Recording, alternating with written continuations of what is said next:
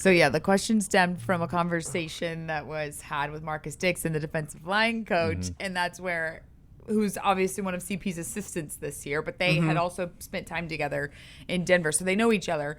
And it is a valid question. Like, he's 34 years old. What's the over-under? How many hours is he sleeping a night? Buddy, I 3.5? would say 4. Four? Yeah, 4. You think he's rocking 4 there? No, I think he's under. I would take the under. I would go Under under 4. I think, or like I think that's where the line is 4 over under. Yeah. Because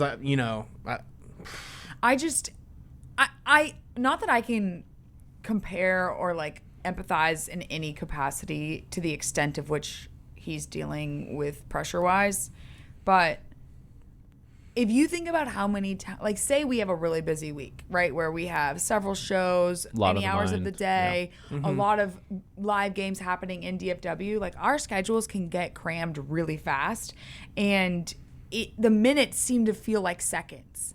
And there's just so much that you have to get done in the span of, say, 5 days, 7 days.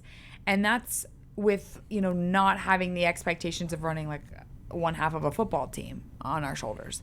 And so if I just try for a minute to think about, okay, well, this is what it's like when I'm super busy and I struggle to fit all the things into a day, I can only imagine how much he is dealing with for the first time. Like, he's a first-time defensive coordinator. Not only is he tasked with fixing a defense that was the worst in the NFL, he's leading all of the assistants for the first time in his career. Like, that in and of itself is enough to keep you busy. Yeah.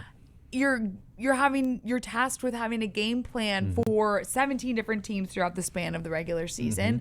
You're tasked with implementing an entire new scheme, teaching all of these young guys and new personnel what their role is in said scheme. Like, the list of his to-dos goes on and on and on. Yeah. So there's an understanding of why he maybe isn't getting 8 hours. And then you get into like his like personality traits that people have mentioned. Yes. Like Shadi says, he is very detail oriented.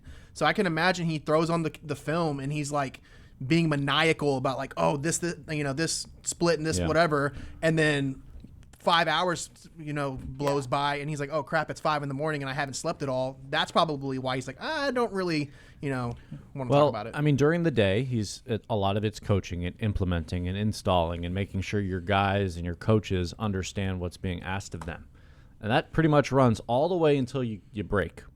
And then starting in the night, it's like his only time he gets really to himself, or in the early morning, however he's doing his sleep pattern. Yeah.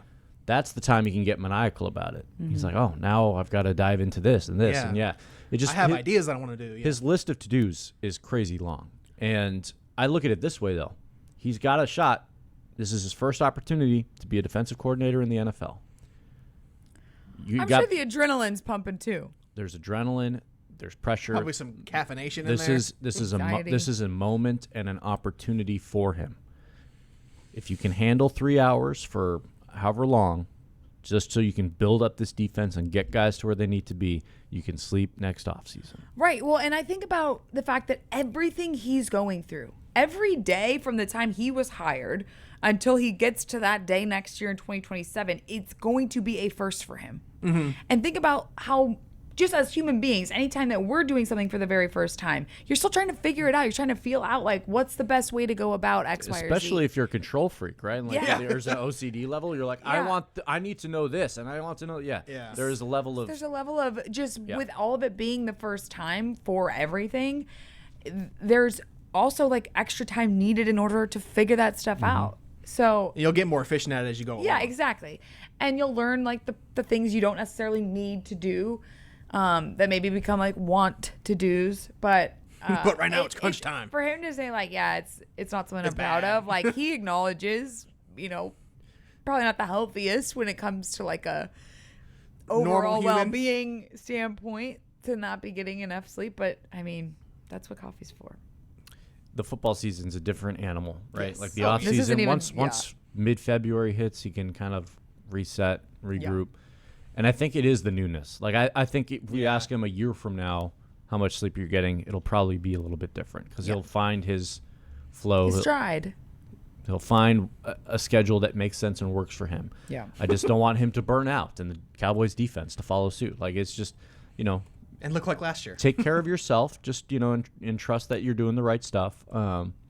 Because he was hired for a reason. And I do wonder if some of it's just subconscious pressure he's putting on himself to kind of live up to the expectations to ultimately become a head coach one day. So you need this to go well. Right.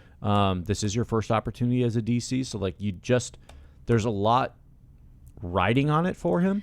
And I think that's probably adding to the maniacal nature of it. And look, high performers, generally speaking, any industry. Think about the guys on Wall Street who are the young, analysts that get promoted to consultant and then manager or director. Any industry, those high performers are not necessarily the guys that you think of who are getting 8 hours of sleep a night.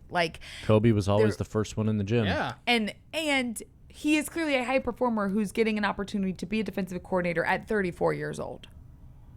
So some of these things kind of go hand in hand. It was just interesting because I think that's a little bit of a peek behind the curtain in terms of this is him as a human being, and that's an element of life that makes you a human being, is eating and sleeping and breathing. And this is one of those pieces where he's like, yeah, look, it's not something I'm proud of. That's the part of it that stuck out to me. It's only humans do this to themselves. Yeah.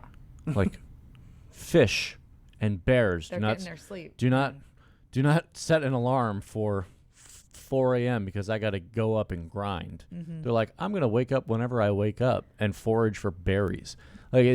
Humans are just such a different species as it relates to all this. We have work weeks. No other animal has work weeks. The way we are programmed compared to every other, living, breathing, species on this earth is so funny to me. And then we've got subspecies where people are getting 3 hours of sleep and that's enough for them because they are crazy passionate about what they do. Yeah. I mean, may we all find something that we love in life. There you go. That we are willing to take 3 hours of sleep. You know what it is? It's called raising a child. There you go. May we all raising a newborn there, PLG. Raising a kid. Yeah, where you don't have a choice, and it's you're riding on these 2 hours. You woke of sleep. up, so I'm up. Yeah, sleep when they sleep. I don't think so, I don't think he's sleeping. Do you know how much work here is involved? Yeah, it's a different animal, pun intended. But I think that's kind of what makes it cool. Is there's we all have different variations of ourselves, and he is getting an incredible opportunity to do something special. And if he lives up to it, we'll look back and be like, you know what, those sleepless nights paid worth off. it.